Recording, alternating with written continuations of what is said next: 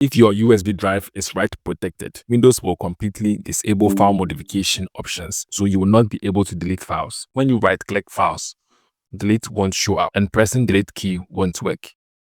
If you try formatting the USB drive, it will not also work.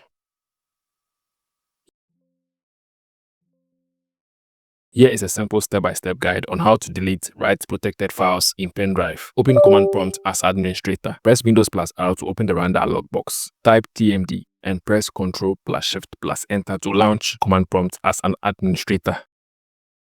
To launch DiskPart, type DiskPart. Now let's list all disks. Type list disk. This displays all connected drives. Look at the size column to identify your USB drive. Select your USB drive. Type select disk and replace X with your USB drive number. To clear the read-only attribute, type attributes disk clear read-only. When done, exit DiskPart by typing exit.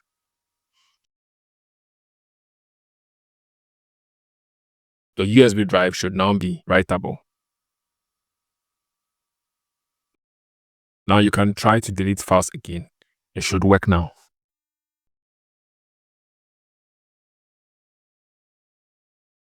Your USB drive should now let you delete those stubborn write-protected files with ease.